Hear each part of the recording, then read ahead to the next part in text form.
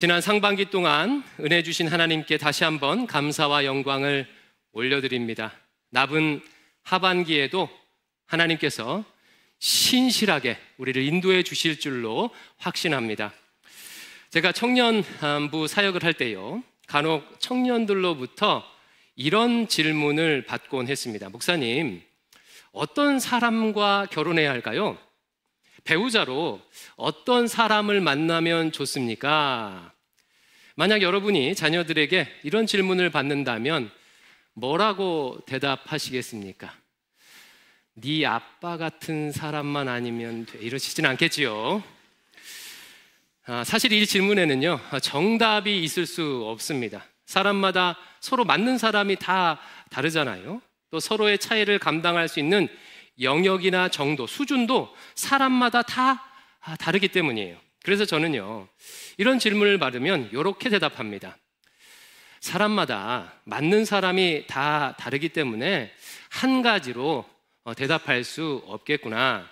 다만 반대로 결혼 상대로 피해야 할 유형에 대해서는 내가 말해줄 수 있단다 라고 하면서요, 결혼 상대로 피해야 할 유형 5가지를 제가 말해줍니다. 그중 하나를 이 시간 잠깐 소개하고 싶은데요, 이게 뭐냐면요, 매사에 부정적이고 비판적인 사람이에요. 타인에 대해서 말할 때나 혹은 어떤 일이나 상황 등에서 이야기할 때마다 항상 비판적으로만, 부정적으로만 말하는 경우입니다. 꽤 오래전에 남편 문제로 한 여집사님을 상담한 적이 있었는데요, 이 남편이요, 매사에 부정적이고 비판적이어서 너무 힘들다는 거예요. 이 남편분이 얼마나 비난과 비판에 능하냐면요, 드라마도 같이 못 본대요. 상상이 되시죠? 드라마를 보면 연기가 어쩌니, 설정이 어쩌니, PD가 어쩌니, 작가가 왜 극본을 이렇게 썼느니 하도 하는 통에 TV조차도 함께 볼 수 없다고 하소연했습니다. 물론 사람이요, 어느 정도는 부정적이거나 비판적일 수는 있겠지요. 그러나 매사에 모든 일에 부정적이고 비판적인 사람이라면 그 사람의 인생의 바탕색은 검정이나 회색이란 뜻이에요.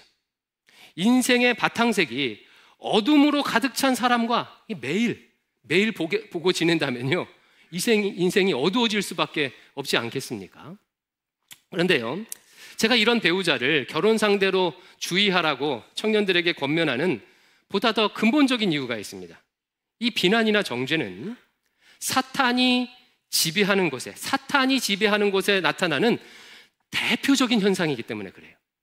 여러분, 이 사탄의 이름의 뜻이 뭔지 아십니까? 사탄이 그냥 사탄 아닌가요? 이름의 뜻이 있어요. 비난하는 자, 고소하는 자, 참소하는 자라는 뜻이에요. 사탄은요, 그 자체로 비난, 고소, 정죄로 가득한 존재입니다. 욥기에 보면 이 사탄이 하나님께 욥을 비난하면서 고소하는 내용이 나오죠. 하나님, 욥이 의롭게 사는 이유는 하나님이 복 주셔서 그렇지요. 만약에 그 복을 거두어 가시면 하나님을 욕할 겁니다. 성경에서 아무 흠도 없다고 표현한 욥에게서조차 비난하고 정죄할 거리를 찾아서 고소하는 자가 바로 사탄이에요. 이처럼 사탄의 본질은요, 고소와 정죄이기에 사탄이 지배하는 세상에는 비난과 고소, 정죄가 만연합니다. 여러분, 세상을 한번 보세요. 사람들은요, 타인의 장점과 좋은 점보다는 타인의 실수나 약점에 더 민감하게 반응합니다. 제가 인터넷에서 우연히 이런 영상을 본 적이 있습니다. 외국의 한 고등학교에서 교사가 수업을 하고 있었는데요, 열심히 수업을 하고 가르쳐도 학생들이 집중하지 않는 거예요. 관심을 갖지 않는 겁니다. 이때 교사가 갑자기 칠판에다가 누가 봐도 틀린 내용을 적었어요. 그러자 조금 전까지 수업에 전혀 관심 없던 아이들이요, 에이 선생님, 그거 틀렸잖아요, 선생님이 그것도 몰라요? 라고 하면서 수업에 반응을 하는 거예요. 학생들의 반응에 선생님이 이런 명대사를 남깁니다. 얘들아, 너희들은 조금 전까지 내가 10가지 맞는 이야기를 해도 아무 관심도 가지고 있지 않다가 한 가지 틀린 것을 말하니까 이렇게 관심을 가지는구나. 아마 너희들이 살아갈 세상도 너희들한테 그렇게 대우할 것이란다. 너희들이 잘하고 있는 많은 것에는 무관심하고 한 가지 실수에는 크게 반응할 것이란다. 그런 비판에 위축되지 마렴. 제가 그 영상을 보면서 마음이 뭉클하면서 동시에 야, 세상이 정말 그렇다라는 생각이 들었습니다. 사람들은요, 누군가의 장점, 칭찬할 만한 점에 관심을 가지기보다는요, 주로 그의 단점이나 실수에 크게 반응하고 거기에 주목해요. 여러분, 뉴스를 한번 보십시오. 뉴스의 대부분은요, 부정적인 이야기 아닙니까? 누가 잘못하고 죄를 들춰내고 뭔가를 고발하는 내용이 뉴스의 대부분이에요. 왜 그럴까요? 그래야 사람들이 관심을 가지고 뉴스나 기사를 보기 때문이겠죠. 그러면 여러분, 사탄이 지배하는 세상은 비난과 정죄가 만연하다면 반대로 하나님께서 다스리시는 세상은 무엇이 만연할까요? 무엇이 가득할까요? 바로 감사입니다. 감사예요. 하나님께서 다스리시게 되면 하나님을 향한 감사, 이웃을 향한 감사가요, 그곳에 넘쳐나게 돼요. 여러분, 회개하고 예수님을 처음 믿게 된 사람이 제일 처음 뭐라고 고백하죠? 감사합니다 라고 고백해요. 하나님, 나 같은 죄인을 십자가의 사랑으로 구원해 주셔서 감사합니다 라고 감사를 고백합니다. 감사는요, 예수님 믿는 사람의 가장 밑바탕에 있는 정서, 삶의 태도예요. 우리는 살아가면서 수많은 여러 가지 태도를 보이면서 살아가지 않습니까? 수용, 거절, 좌절, 소망, 기쁨, 탄식, 분노 등 다양한 상황 속에서 다양한 태도를 보이며 살아갑니다. 그런데 신자에게 있어서 감사는 그 모든 태도들의 밑바탕이라는 거예요. 그림으로 따지면 신자의 인생의 바탕색은 감사라는 겁니다. 신자는 감사라는 밝은 바탕색 위에다가 다른 태도들을 그리며 사는 사람이 신자예요.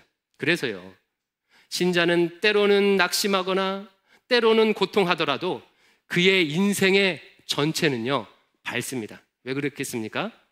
인생의 바탕색이 밝은 감사의 색깔이기 때문에 그래요.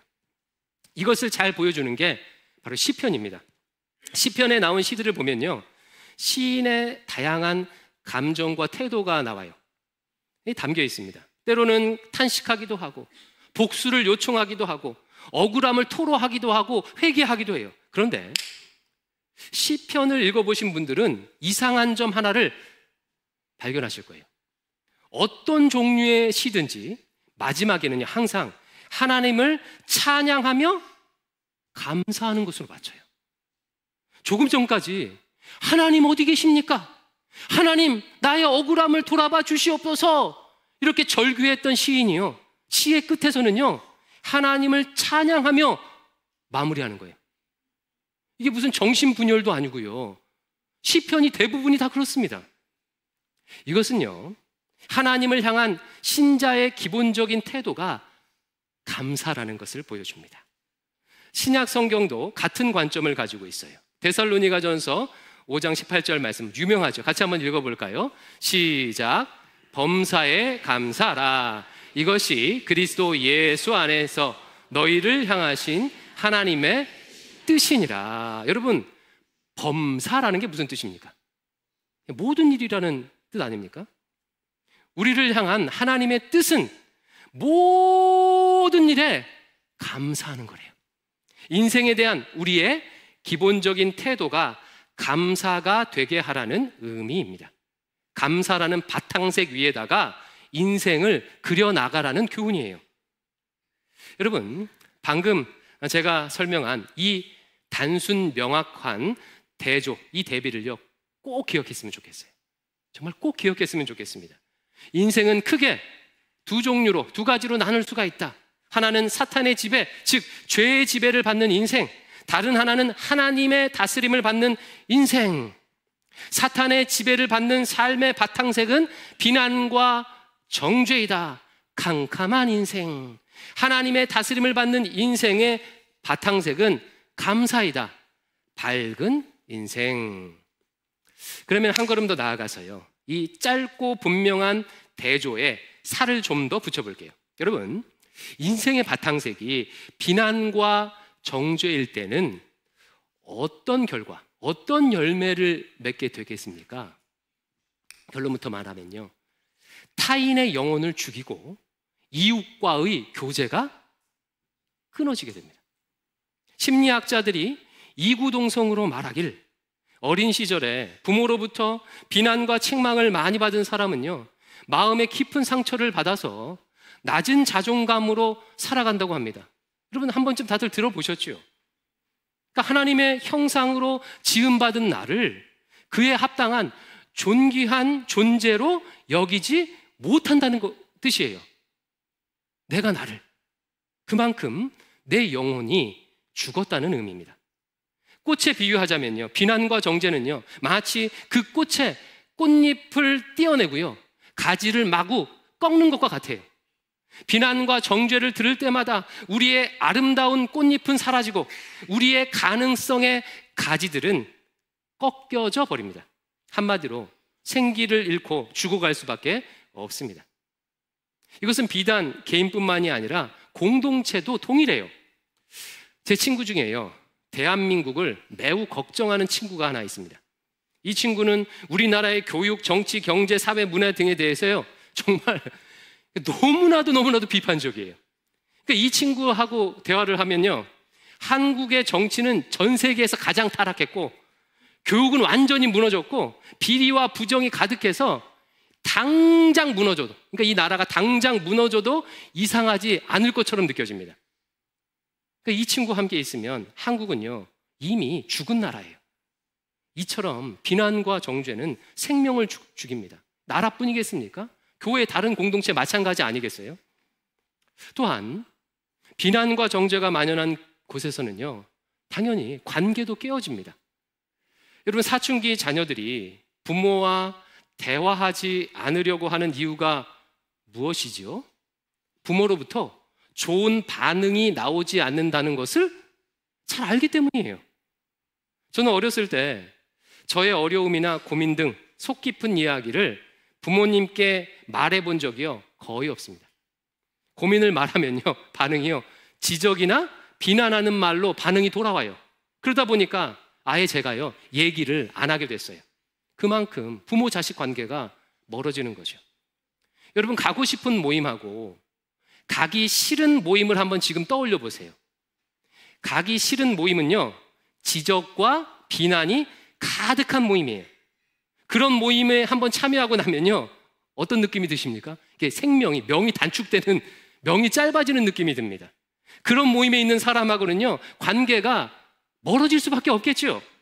그러므로 여러분, 자꾸 사람들과 멀어진다면 자신의 인생의 바탕색이 무엇인지 돌아보셔야 돼요. 내가 혹시 사탄의 방식을 아직도 고수하며 살고 있지는 않는가 돌아봐야 합니다. 그럼 반대로 이 감사가 넘쳐나는 곳, 감사가 넘쳐나는 곳은 어떤 열매를 맺겠습니까? 앞의 경우와 정반대겠죠. 생명이 살아나고요, 관계가 친밀해져요. 최근 우연한 기회로요, 국경 없는 의사회라는 NGO 단체의 홍보 영상을 본 적이 있어요. 한 의사분이 나와서 이런저런 얘기를 하다가 이렇게 고백하는 거예요. 고맙다는 한마디, 그 말씀 한마디면 가슴이 벅차오르고 다시 봉사할 수 있는 힘이 생깁니다. 여러분, 참 이상하지 않습니까? 내게 물리적인 보상이 없는데도요, 그냥 고맙습니다, 감사합니다 라는 말 한마디만으로도 가슴이 벅차고요, 없던 힘도 생겨난대요. 감사는 이처럼 생명을 만들어내요. 한참 갑질 문제가 한국에 이슈가 되었을 때요, 뉴스에서 한 기자가 어떤 편의점에서 근무하는 아르바이트생을 인터뷰한 장면을 본 적이 있어요. 기자가 한참 동안 어떤 유형의 갑질 손님이 있습니까? 이런저런 얘기를 물었어요.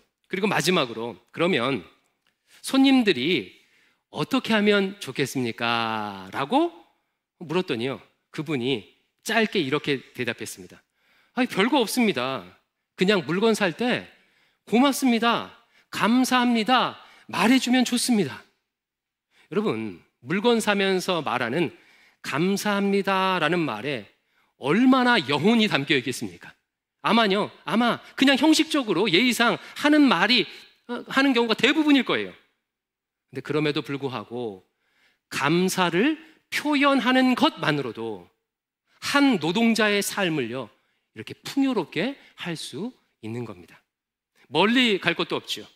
우리 가정을 한번 생각해 보겠습니다. 여러분, 이런 집이 있다고 가정을 한번 해볼게요. 자녀들이 부모가 음식을 차려줄 때마다 감사합니다 라고 하면서 먹는 거예요. 배우자가 퇴근해서 들어오면요, 부부가 서로를 향해서 오늘도 수고했어요, 가족들을 위해서 열심히 일해줘서 고마워요 라고 말합니다. 잠자리에 들기 전에 가족들이 서로를 향해 오늘 하루도 고마웠습니다 라고 매일 이렇게 감사를 그 가정 안에서 표현한다면요, 그럼 그 가정에 어떤 일이 일어나겠습니까? 이미 가정에서 천국을 경험하지 않겠습니까? 힘든 일이 있고 어려운 일이 있어도요, 다시 일어날 힘을요, 가정에서 얻을 거예요. 이처럼 감사가 바탕색이 된 곳은 언제나 생명의 역사가 일어납니다. 따라서 당연히 관계도 좋아질 수밖에 없겠지요. 전광 목사님이 쓰신 감사가 내 인생의 답이다 라는 책에 이런 실제 사례가 등장해요. 미국에서 이민 목회를 하는 한 목사님이 어떤 한인교회에 새로운 담임 목사님으로 부임해 가시게 되셨어요. 근데 그 교회에 딱 가봤더니 목소리 꽤나 낸다는 권사님이 한 분 계셨습니다. 이 권사님은요, 이미 목회자 2분을 쫓아낸 전력을 가지고 계셨던 분이에요. 새로 부임한 목사님은 이 혼란스러운 교회를 안정시켜야 되니까 어떻게든 그 권사님과 잘 지내보고자 애썼습니다. 그런데 사소한 일로 그 권사님과 사이가 틀어진 거예요. 그때부터요, 그 권사님은요, 눈도 마주치지 않고 인사도 받지 않아요. 악수를 청해도요, 쌩 하고 그냥 지나갑니다. 여러 차례 화해를 시도해도 꿈쩍도 하지 않더랍니다. 이게 오래되다 보니까 이게 너무나도 마음이 힘들어서요, 그래, 안 되겠다, 차라리 내가 사임을 하자라고 마음을 먹고요, 사임 전에 마지막으로요, 작정하고 금식 기도를 하셨대요. 며칠 동안 기도를 하는데 하나님께서 이런 마음을 주시더랍니다. 아무개야, 너는 왜 그 사람의 마음이 변화되기만을 위해서 기도하느냐? 왜 네 마음은 그냥 놔두느냐? 곰곰이 생각해 보니까 정말 그렇더래요. 그동안은요, 그 권사님이 나를 미워해서, 그 권사님이 마음을 닫아서 관계 회복이 안 된다고만 생각을 했는데 자신도 이미 권사님을 향해 마음을 닫고 있었던 거예요. 그래서요, 마음을 고쳐먹습니다. 그리고 작정하고, 사임할 정도까지 생각했으니까 작정하고 그 권사님으로 인해 감사한 감사 제목을요, 적기 시작했대요. 여러분, 몇 가지를 적었는지 아십니까? 100가지를 적었대요. 100가지. 이게 가능한지 모르겠어요. 100가지를 채워보자 라고 작정을 하고요, 짜고 짜내서 어떻게든 해갖고요, 100가지 감사를 만들어냈대요. 야, 진짜 대단하죠. 자신을 미워하는 분에 대한 감사를요, 100가지나 적었습니다. 이게 하나님의 은혜가 아니면 불가능한 일 아니겠습니까? 그런데 이렇게 100가지 감사를 채우고 나니까요, 마음속에 이런 마음이 들더랍니다.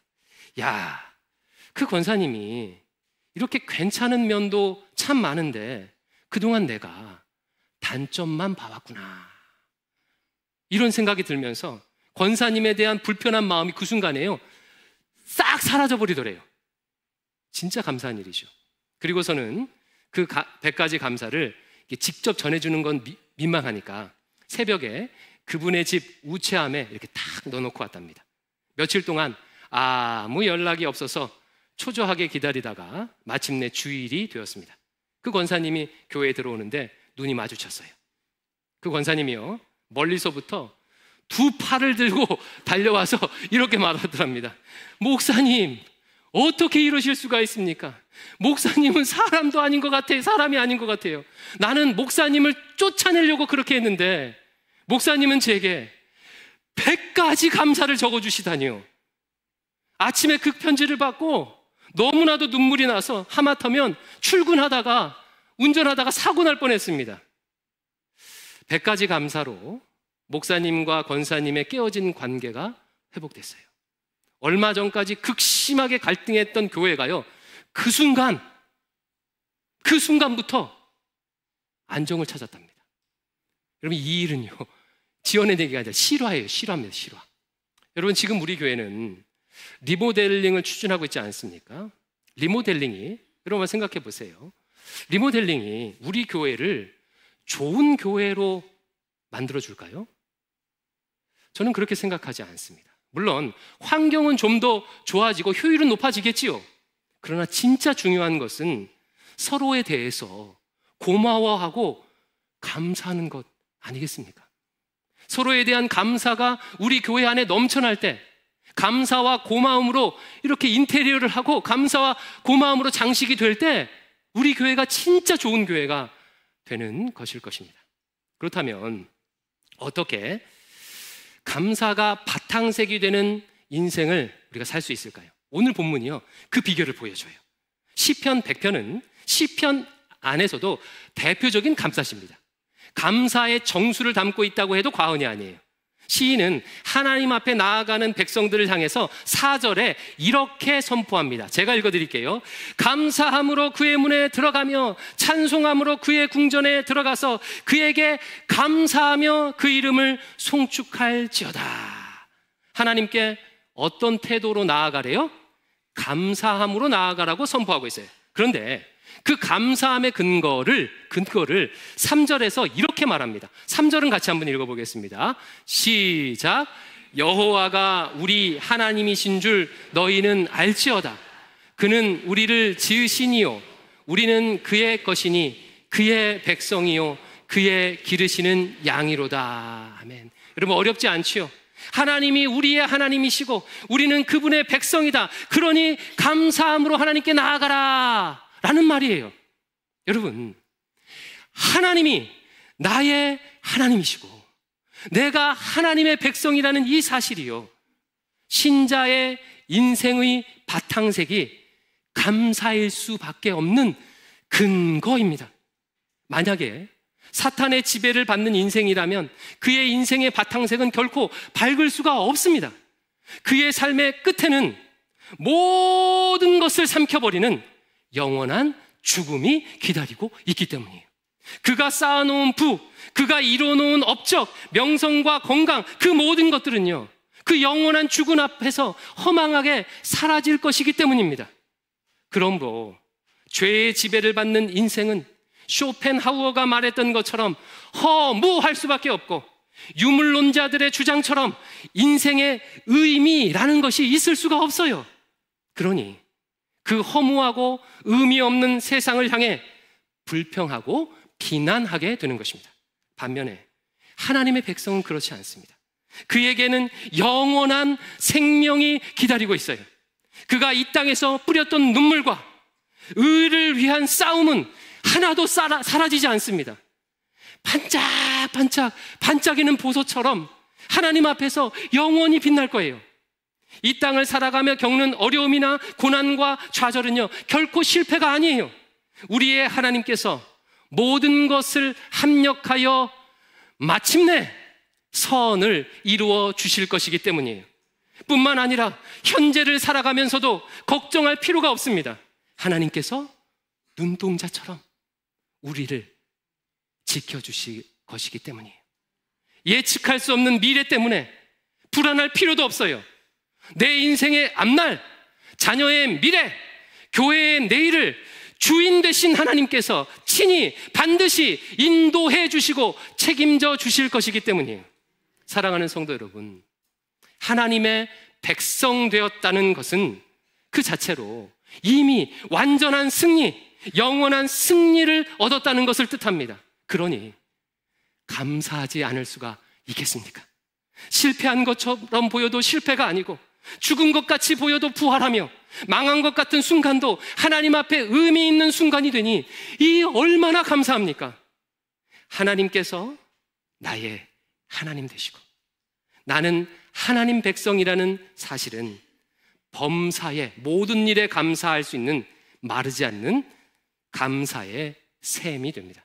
그러므로 인생의 바탕색이 감사가 되길 원하시는 분은요, 오늘 시인의 고백, 여호와가 우리 하나님 되심을 너희는 알지어다 라고 하는 시인의 외침처럼 하나님이 나의 하나님 되심과 내가 그분의 백성됨을 확실히 알아야 합니다.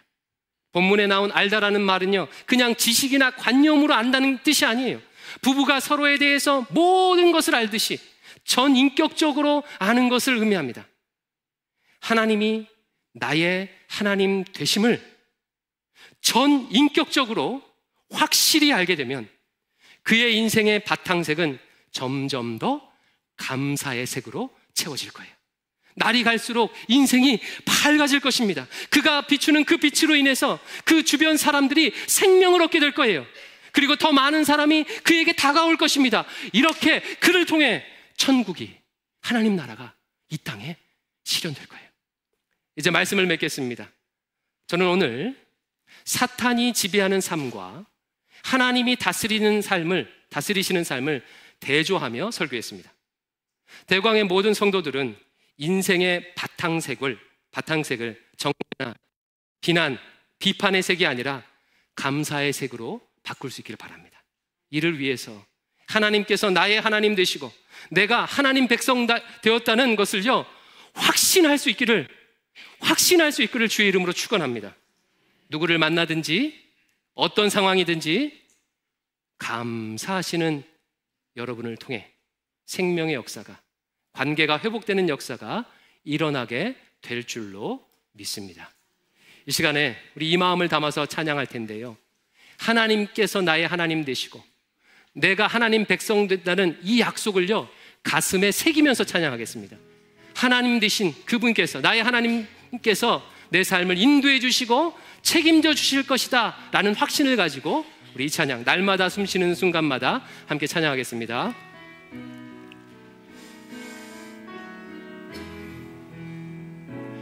날마다 숨쉬는 순간마다 내 앞에 어려운 일 보내 주님 앞에 이 몸을 맡길 때 슬픔 없네, 두려움 없네. 주님의 그 자비로운 손길 항상 좋은 것 주시도다. 사랑스레 아픔과 기쁨을, 수고와 평화와 안식을 날마다 주님 내 곁에 계셔 자비로 날 감싸 주시네. 주님 앞에 이 몸을 맡길 때 힘 주시네, 위로함 주네. 어린 나를 품에 안으시사 항상 평안함 주시도다.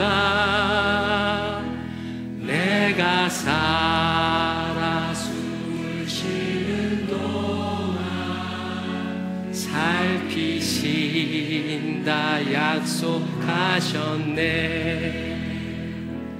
인생의 어려운 순간마다 주의 약속 생각해 생각해 보네.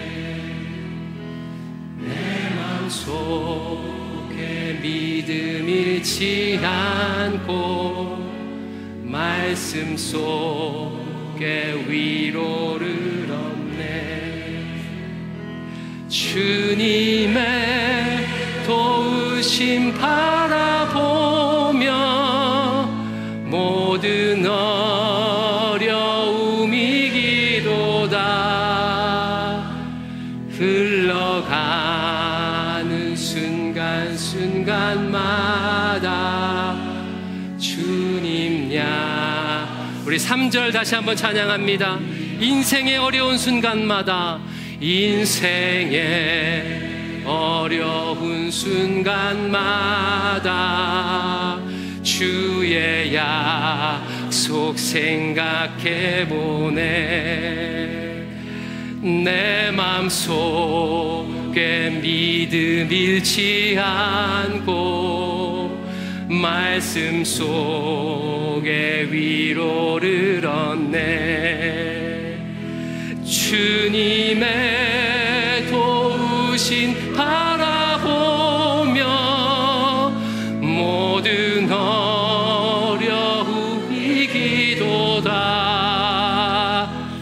흘러가는 순간순간마다 주님 약. 흘러가는 순간순간마다, 흘러가는 순간순간마다 우리 마지막으로 흘러가는 순간마다,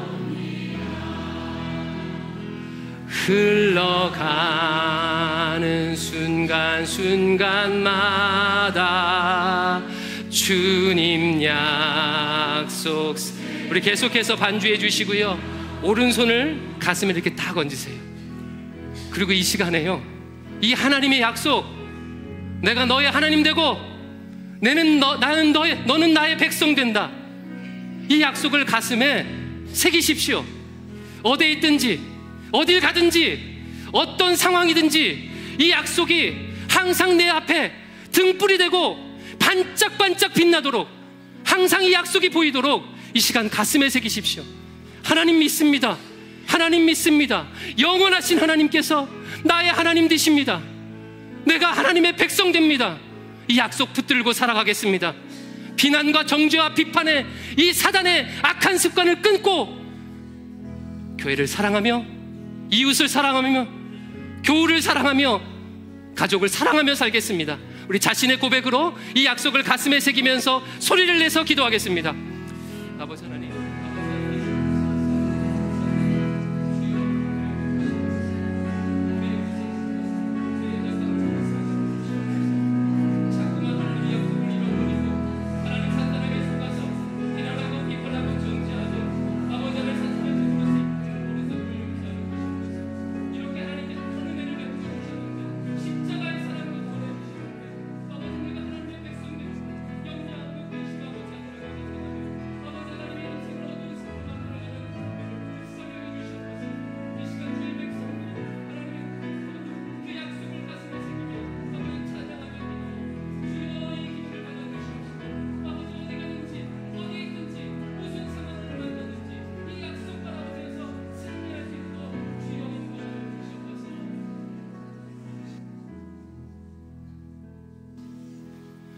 이 모든 말씀 우리 구주 예수 그리스도의 이름으로 기도드립니다.